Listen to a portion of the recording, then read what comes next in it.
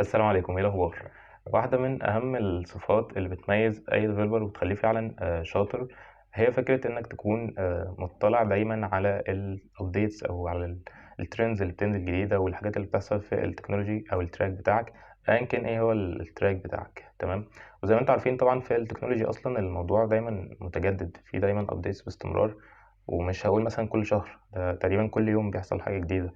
فمهم أوي إنك تكون مُطّلع وشايف دايمًا إيه اللي بيحصل وإيه الجديد في الtrack بتاعك، وده هيميّزك ويخلّيك فارق دايمًا عن غيرك، وعشان كده هاقدّم لكم النهارده الextension دي، أنا شُفتها كده بالصدفة بس بقى لي فترة شغّال عامل لها installation يعني، فارقة معايا بشكل كبير جدًا، فحبّيت إن أنا أشاركها معاكم لعل وعسى يعني إن هي تنفع حد فيكم. فهي دي الextension هتخُش على حاجة اسمها daily dev تمام؟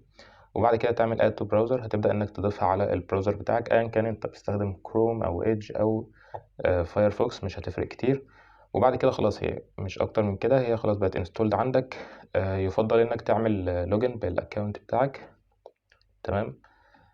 بس كده الموضوع بسيط جدًا يعني مش أكتر من كده.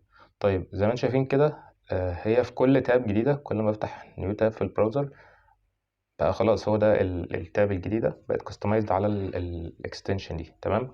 طيب خلّينا كده ناخد overview سريع، زي ما أنتم شايفين كده عندي هنا مجموعة من المقالات تمام، أي article بينزل جديد في أيًا كان الwebsite الأصلي اللي نازل عليه الarticle ده، فهو بيبدأ إن هو يعمل لها fetching ويجيبها لي قدامي هنا تمام. فعندك مثلًا هنا حاجة من medium تقريبًا، لأ ده مش medium. بس أيًا كان الwebsite تمام، بيبدأ إن هو يجمّع لك حاجات كتيرة جدًا ويجيبها لك هنا، عندك هنا free code camp، عندك هنا دينو مش عارف إيه تمام.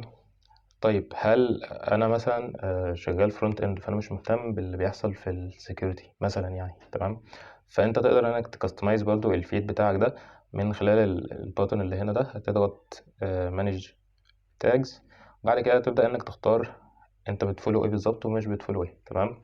عندك هنا الblockchain عندك career databases مش عارف إيه data science كل الكلام ده، حلو كده. تبدأ إنك تعمل follow على الحاجات اللي أنت مهتم بيها، وهتبدأ إن هي تظهر لك هنا بكل بساطة تمام. طبعًا مش محتاج أقول إن هي real time هي دايمًا updated، أنا لو عملت refresh كمان دقيقة بالضبط هيكون المقالات اللي هنا دي اتغيّرت.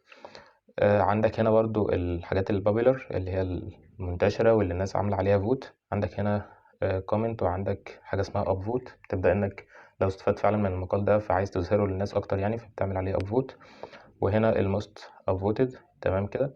زي ما أنتم شايفين مثلًا حاجة زي Vite مثلًا 4.3 ظهرت، فبتبدأ إن هي تطلع لك هنا، أي حاجة بتحصل جديدة تبدأ إن هي تطلع لك هنا، فالموضوع ده هيكون مفيد جدًا بالنسبة لك سواء أنت شغال front شغال back شغال flutter android أيًا كانت شغال إيه يعني. وعشان كده حبيت أشاركها معاكم. بس كده ده الفيديو النهارده، إحنا مش هنعمل أي coding النهارده. لو استفدت فما تنساش إنك تعمل like وshare وsubscribe في الchannel لو أنت أول مرة تشوفني هنا، ونتقابل بإذن الله في الفيديوهات الجاية وسلام.